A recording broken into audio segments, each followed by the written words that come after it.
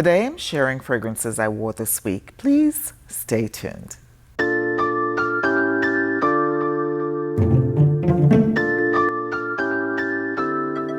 Welcome back, my dears. So this 31 basket is what I'm using to tote my fragrances to my filming spot for that day. After breaking a full bottle of expensive fragrance, I'm taking all precautions. So now that I've shown you my bacchanal, let's get started. First up is Armani C. This is a fragrance that I've had for some time and I am really wanting to finish this bottle, so I pulled it out to wear.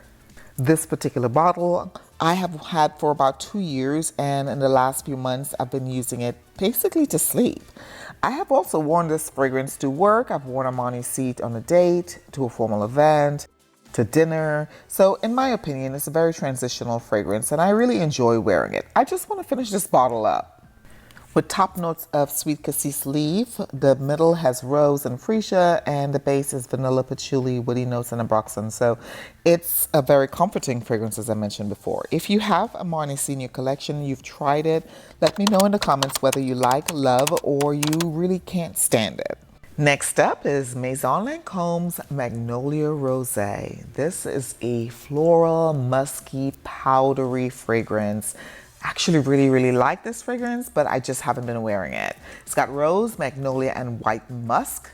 I did get a lot of compliments when I wore this fragrance. I used to wear it to work, and I would get compliments from patients, from my staff, from people who came in contact with me. So it does project, it does give good sillage, and of course longevity. It's also decent. I would get about 6 hours of longevity with it. What was interesting to me is that I got a little bit of saffron and peony on my skin, and it reminded me a little bit of Jo Malone's peony fragrance, but I didn't mind it. I really do like this fragrance quite a bit, so I am hoping to wear it some more. So this is Maison Lancome's Magnolia Rosae. Next on the runway is House of Sillage's Whispers of Enchantment. This fragrance, guys, I had to pull this out. When I first reviewed this fragrance, it wasn't my favorite, but I have quickly grown to really love this fragrance. The main accords has a combination of citrus and aromatics and leather and animalics and fresh spiciness and patchouli. A whole bunch is going on with this fragrance. Top notes of mandarin, it's got geranium in there, there's jasmine, there's rose, leather, musk, patchouli. So for me, the accords match perfectly with the notes that are in there. I didn't smell anything on my skin that was, a turn off. I get this green, fresh, herbally but seductive, and it's a powerhouse. It lasts all day long when I'm wearing it. It projects, and I have gotten compliments, not that I was really expecting it. So this is Whispers of Enchantment by the House of Sillage. Another fragrance that I really needed to start wearing more was Dolce & Gabbana Parfum Intense. This I am wearing because I want to see if I want to keep it in my collection. I have both the original and the Intense, and both of them I really like, but I'm not so sure it's worth keeping in my collection, so that's why I pulled it out to wear this week. Accords are warm and spicy, a bit animalic, woody, powdery, citrus, sweet. Femme Intense is not intense on my skin. I am a little underwhelmed by it, but I think it's a good fragrance to wear in a workspace or a healthcare environment where it's not going to overwhelm people around you. Now, this fragrance is very pretty on the skin. It just does not last very long on my skin. So that's Parfum Intense by Dolce & Gabbana. Another fragrance I pulled out to wear is Baie Rose by Fragrance Dubois. I really love the presentation of Fragrance Dubois' bottle, the boxes, everything.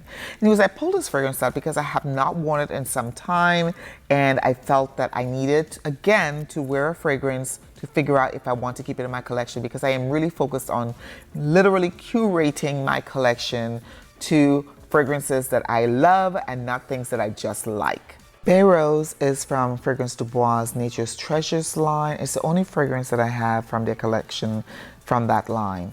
Now, top notes are all citrus notes with lemon and bergamot and grapefruit.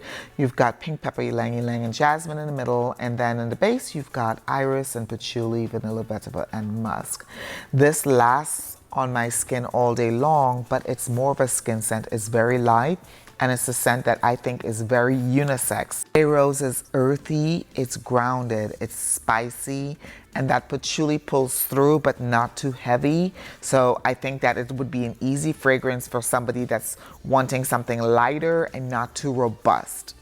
Now that said, given the presentation and how beautiful it is and the fact that the fragrance is so light, I really think it's a bit much. The cost was too much, but it's a beautifully blended fragrance. It's gorgeous. The bottle is gorgeous to look at. I'm glad to have it in my collection, but if I were to recommend it to somebody, I probably would not. Next up is Scandal Parfum Essence de Parfum by Roja.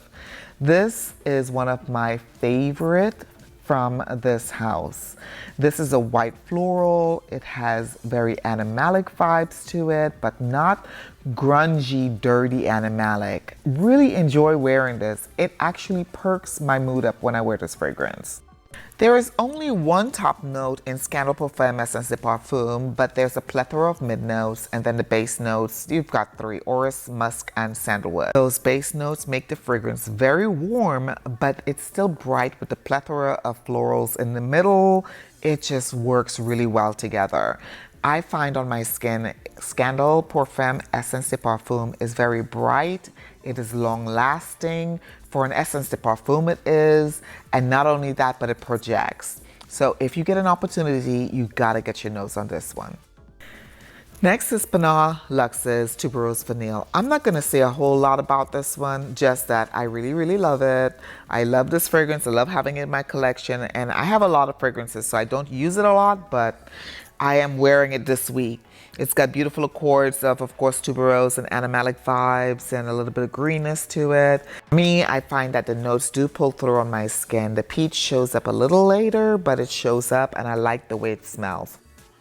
On the top, you've got some citrus, the peach, and you've got the petitgrain. And it does not overwhelm the tuberose that's in the middle or the pink pepper.